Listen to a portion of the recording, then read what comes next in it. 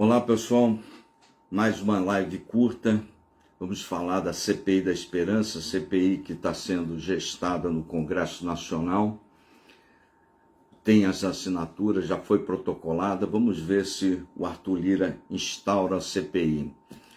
É importante a CPI, muito mais do que efeitos práticos, ela vai nos dar uma esperança, colocar luz sobre isso tudo que está acontecendo no nosso país. Você que ainda não é inscrito, estamos ao vivo aqui no Instagram, ao vivo no Facebook, a live sobe para o YouTube. Você que não é inscrito aqui nos nossos canais, nas nossas redes, segue no Instagram, segue no Facebook, ativa o sininho, que a gente está fazendo, entra sempre com lives curtas, ou de manhã, ou de tarde, ou à noite, sempre que o assunto da hora se aparecer, para que a gente possa comentar e dar uma visão conservadora, uma visão daquilo que se faz de forma prática na política. Não é aquilo que você gostaria de ouvir, aquilo que eu gostaria efetivamente que ocorresse, mas é o mundo real das coisas.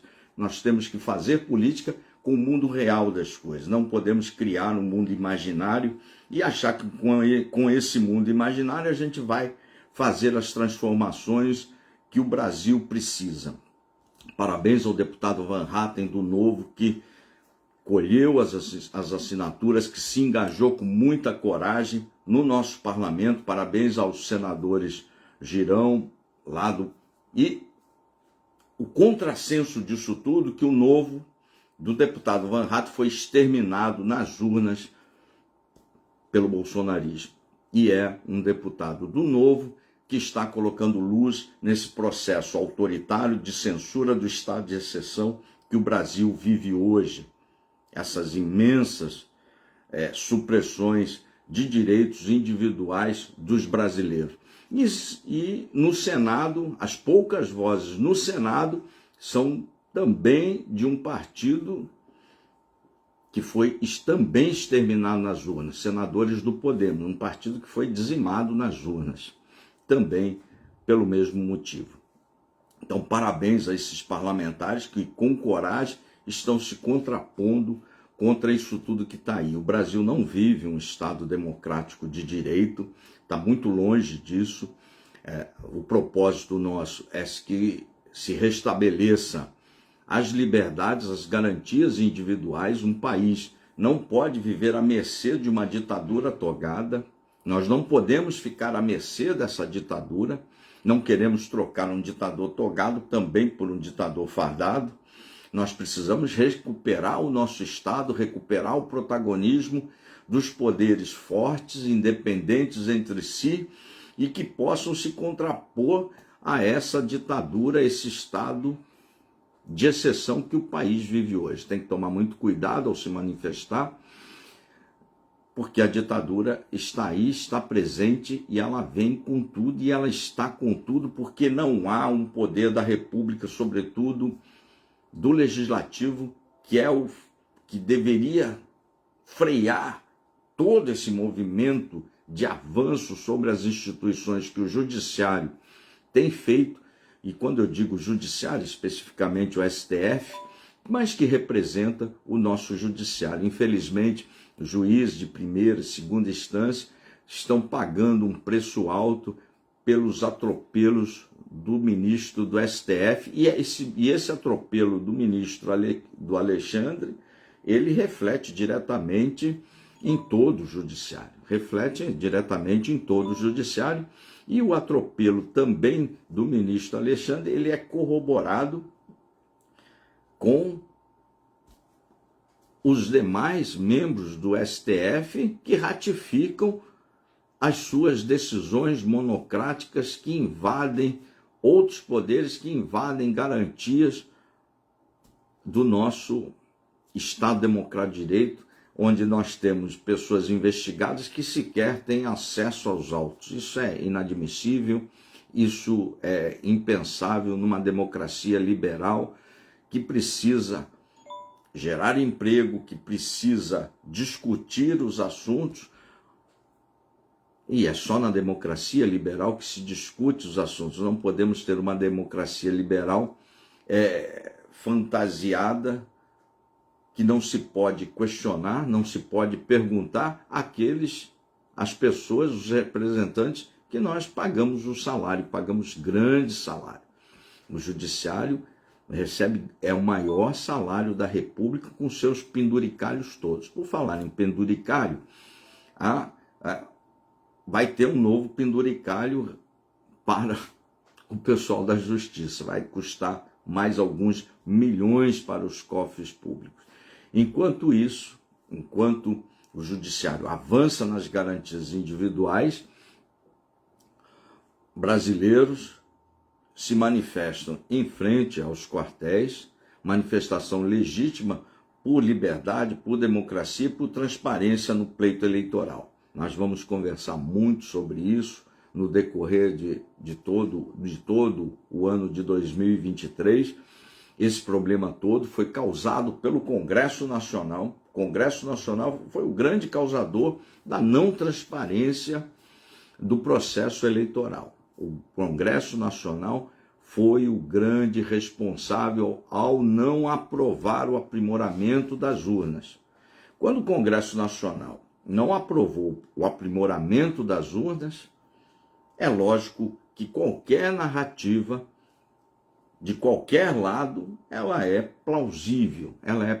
Enquanto nós não tivermos uma possibilidade de auditarmos efetivamente o processo eleitoral, as narrativas de fraude ou supostas fraudes serão parte do cotidiano da vida política do brasileiro. Em 2020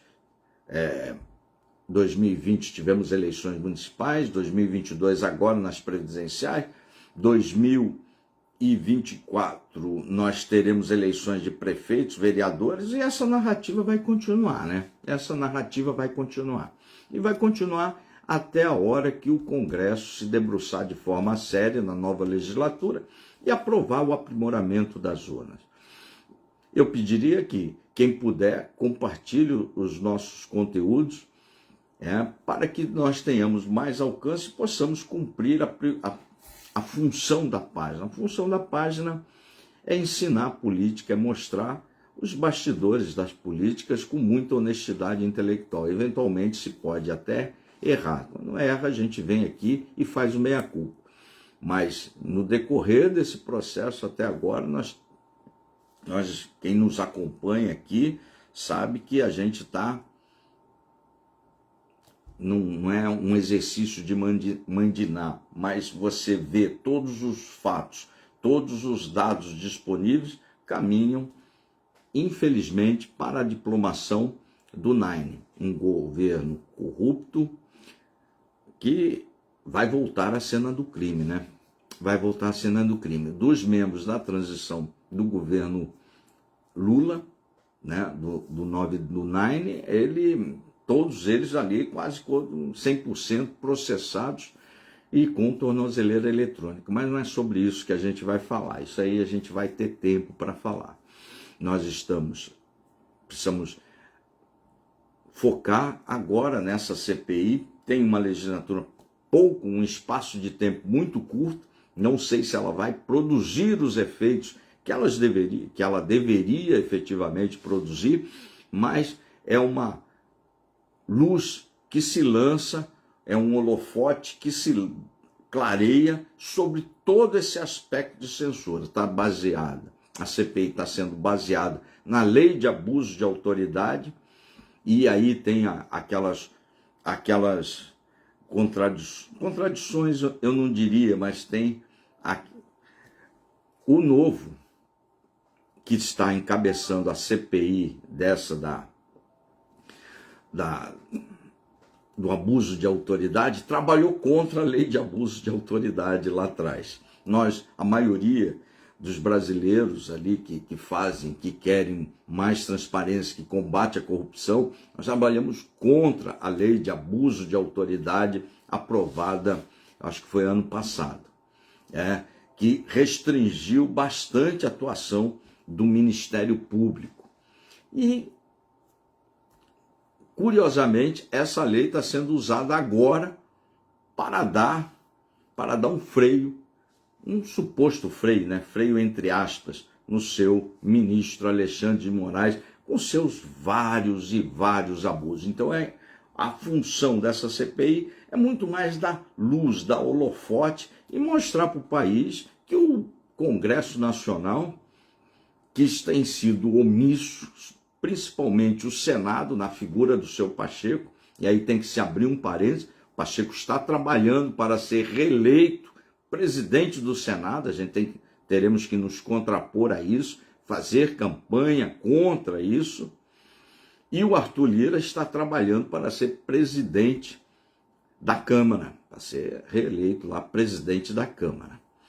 Então, não sei se o presidente Arthur Lira, que já sinalizaram, o PT já sinalizou que irá apoiá-lo na sua reeleição, isso tem um preço, isso tem um custo. Eu acho que, suponho, tudo indica que o preço para o apoio do PT na reeleição é a aprovação da PEC da gastança. E alguns dizem a não instalação dessa CPI do abuso de autoridade, mas eu acho que isso aí está fora do pacote.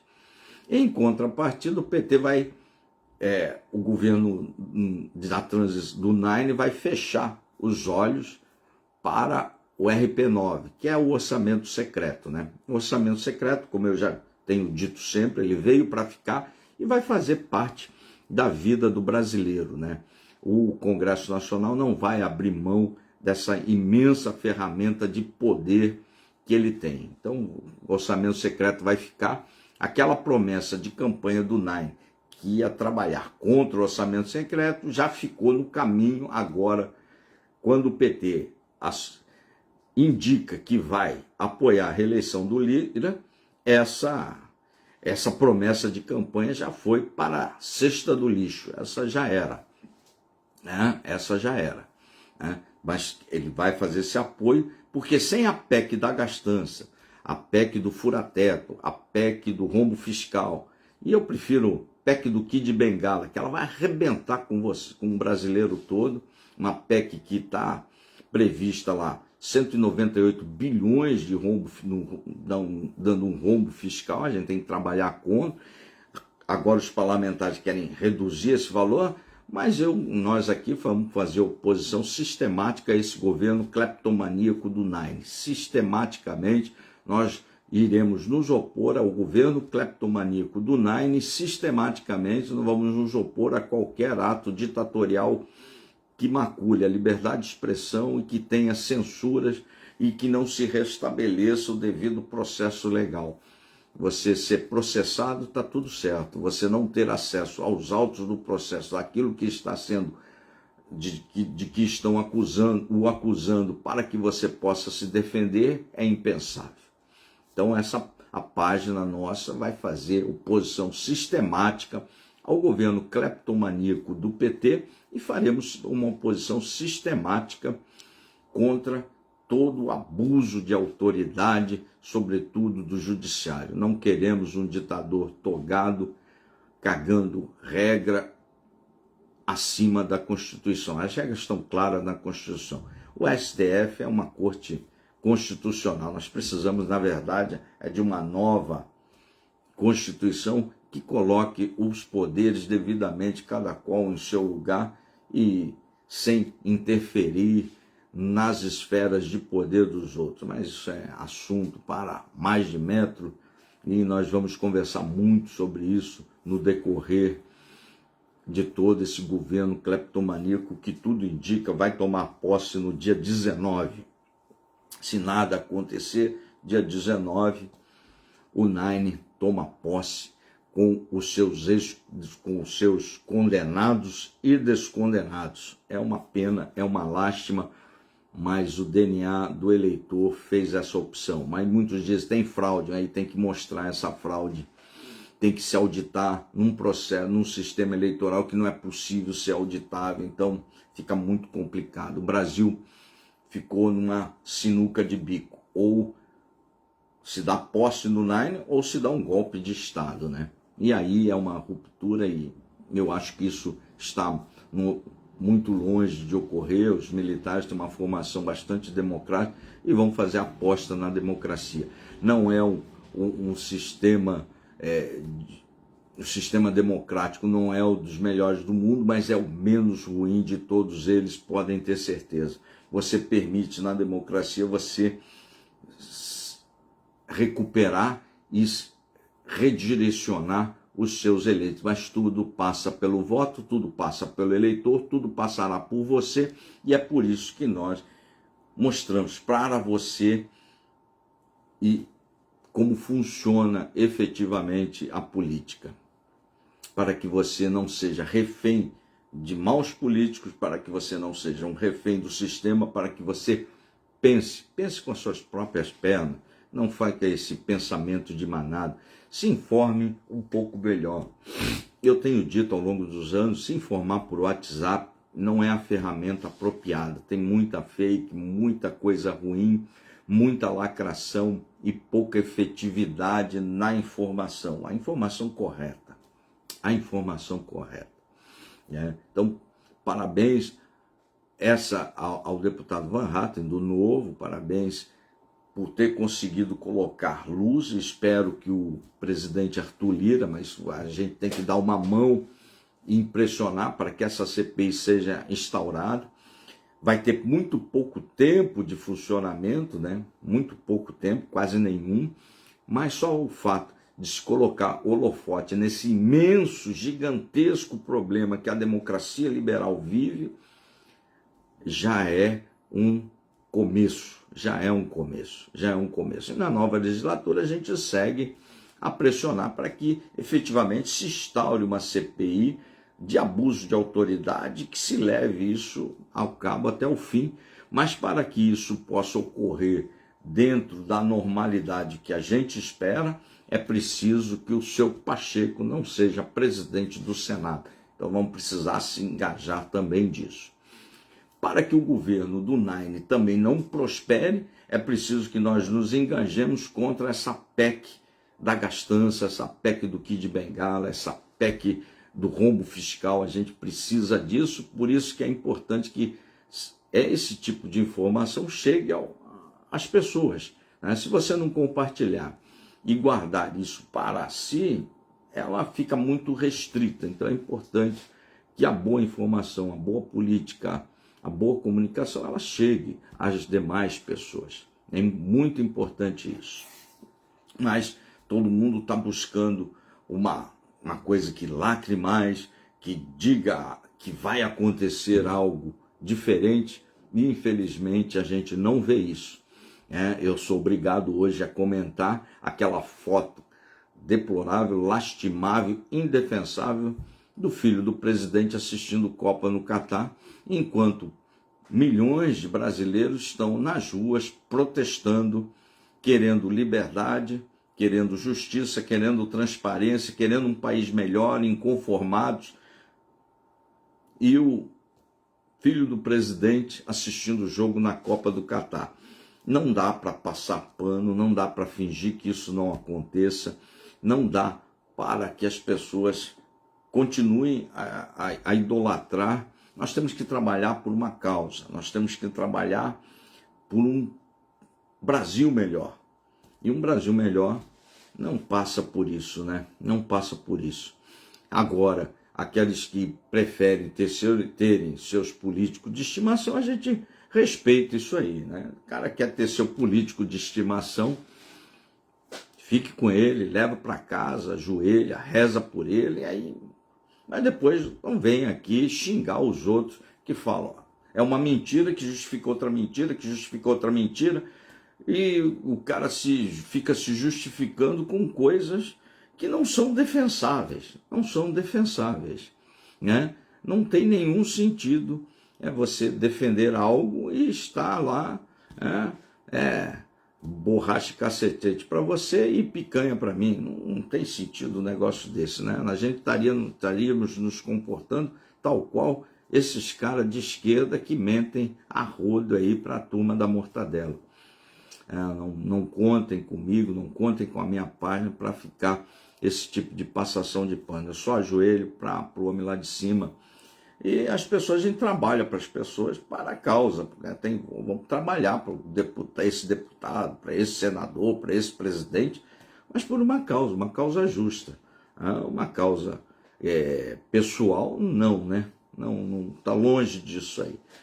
Uma coisa que não dá para se defender. Tá? Começou agora a turma do passapano, daqui a pouco estou me xingando aqui, justificando que a Copa é importante na defesa da democracia e do Estado Democrático de Direito no Brasil. Porra, não é, né? Não é, né? Não há defesa nesse negócio aí, não há defesa. Isso tudo faz com que o apoio da direita ele seja cada vez mais fragmentado. Cada vez mais fragmentados. Quem está nos dando luz agora, nesse momento, são partidos que foram exterminados nas urnas. Exterminados nas urnas. O Partido Novo e o Podemos foram dois partidos que foram escalpelados nas urnas. Tá? Não, você não vê deputado do 22. 22 era o Bolsonaro, pô. Não, aí teve lá um silêncio sepulcral da turma do 22. Aí a pessoa, a imensa maioria que está na rua, votou tudo no 22. E agora estão assim, e destruíram os demais que pensavam. Você não pode abdicar o direito de pensar. Você agora na direita, você pensa, sai um pouco fora da caixa, você é lacrado, taxado de comunista, melancia, a porra toda aí. Tudo maluco, porra. Uma maluquice sem tamanho. Agora estão uma informação dada ontem pelo neto do presidente Figueiredo, Paulo Figueiredo, ele deu uma informação, é jornalista, deu uma informação, que alguns militares do alto comando, alguns generais têm interlocução ali com o governo Lula. Alguém das Forças Armadas vai conversar com o novo governo eleito. Ou vocês acham que não vão conversar? Mas isso faz com que o cara conversou, o cara é comunista, melancia. Não é. Tem nada a ver uma coisa com outra.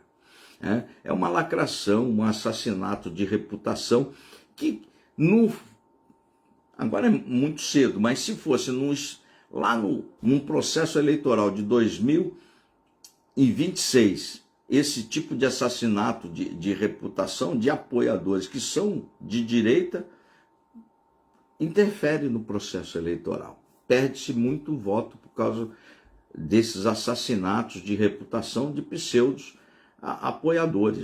Não é assim. Lembra? Assassinaram a reputação. Moro, a gente enfiou o cacete no Moro. Aí eu tava gente também, batendo. Aí no final precisamos lá do apoio do Moro, fomos lá para trazer.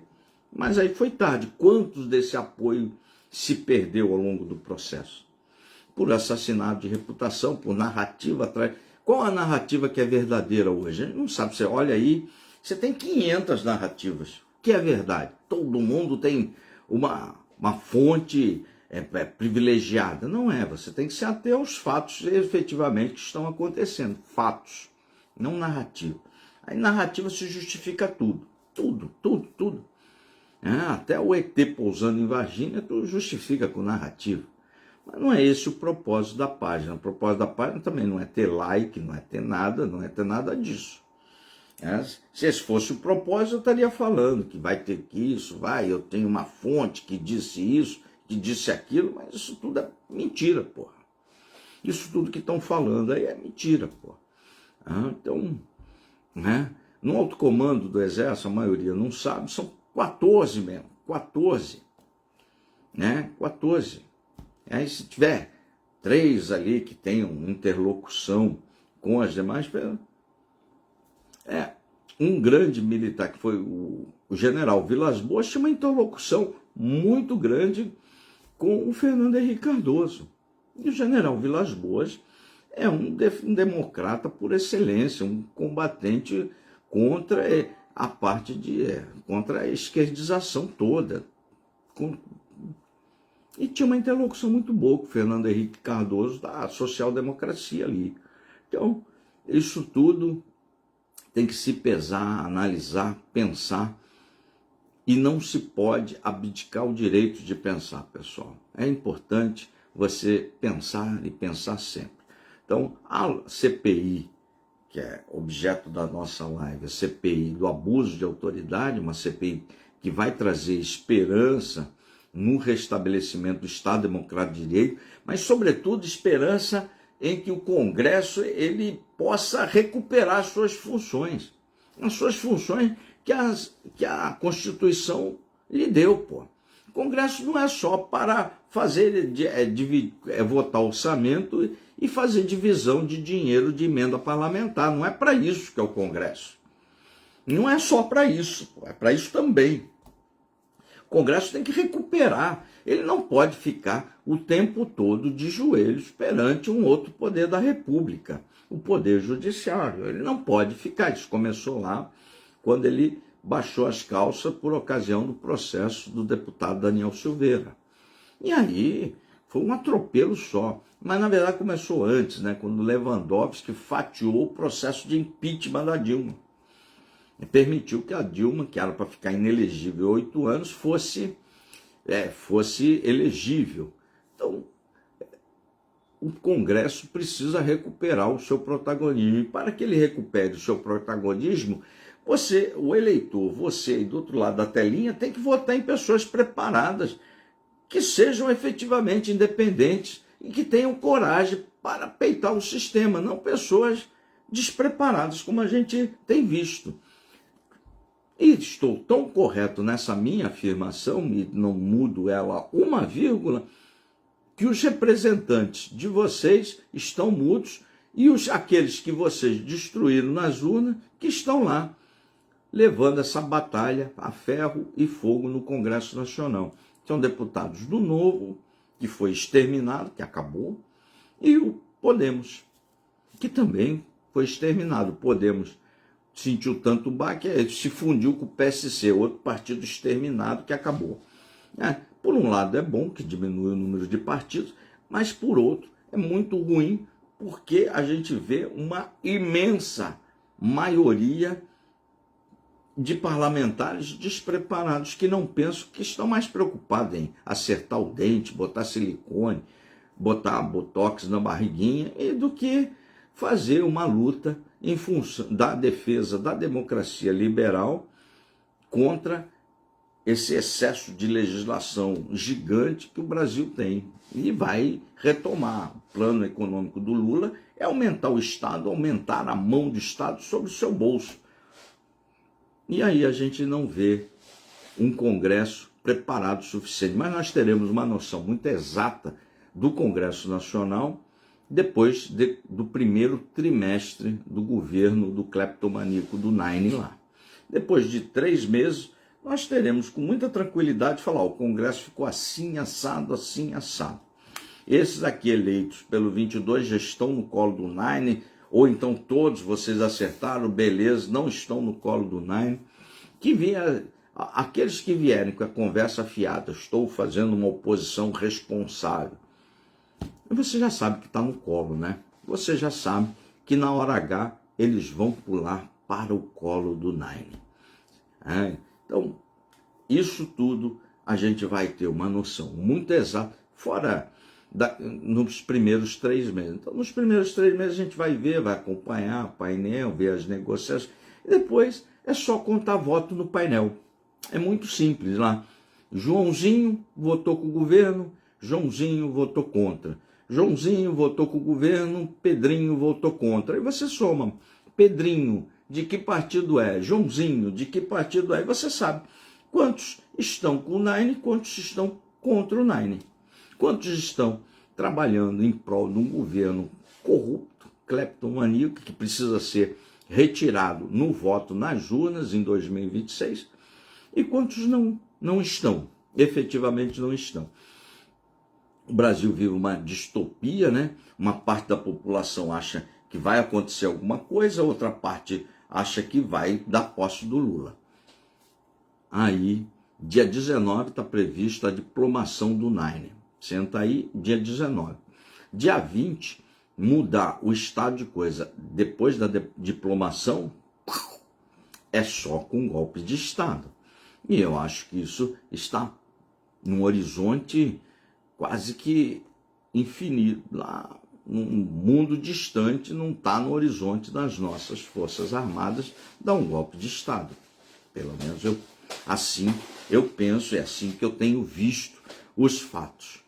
Quanto a esses supostos Ah, o general traiu, são traidores. Não tem nada disso. Não tem nada disso. São pessoas que têm que tem que fazer interlocução com aqueles que vão tomar posse. Então você acha que não tem que conversar com quem vai tomar posse? Tem que conversar. Existe uma política de estado de defesa que tem que ser mantida. Era isso, pessoal. Compartilhe a live, inscreva-se no canal. São lives curtas, mas que dá a dimensão exata e te dá efetivamente tudo que está a ocorrer nos bastidores da política. Agora, neste exato momento, briga lá no Congresso Nacional. Pacheco querendo ser reeleito, Arthur Lira querendo ser reeleito. O governo do Nine negociando com a turma do Arthur Lira, sinalizando apoio para o Arthur Lira, para que ele aprove a PEC da gastança, a PEC do fura-teto, a PEC do Kid Bengala, que nossa página nós vamos trabalhar insistentemente para que ela não passe. Aqui é uma oposição sempre do governo do Nine. Se o Nine quer dar A, nós vamos para o B. Se ele quer B, nós vamos ser A. A página é sempre uma oposição cega contra o governo do Nine. E uma oposição em defesa do Estado Democrático de Direito, contra a censura, contra esses absurdos jurídicos, esse atropelamento da nossa Constituição, do seu Alexandre de Moraes, do STF, essa invasão de competência do poder executivo e, sobretudo, do poder legislativo. E nós estamos aqui agora, é muito mais uma torcida para que o legislativo recupere o seu protagonismo. Ele já teria recuperado se nossos parlamentares fossem mais preparados. Mas como nossos parlamentares não vêm de Marte, eles vêm do voto popular, normalmente se quem souber dar mais pão e circo para o eleitor e tal, lacrar mais, leva o voto, né? Não é efetivamente o preparo e o currículo que dá o voto para nossos parlamentares. Isso aí o eleitor nem dá bola, às vezes nem sabe ler o que o currículo do cara diz. É isso. Forte abraço a todos, compartilhe a live, inscreva-se no canal. Até a próxima.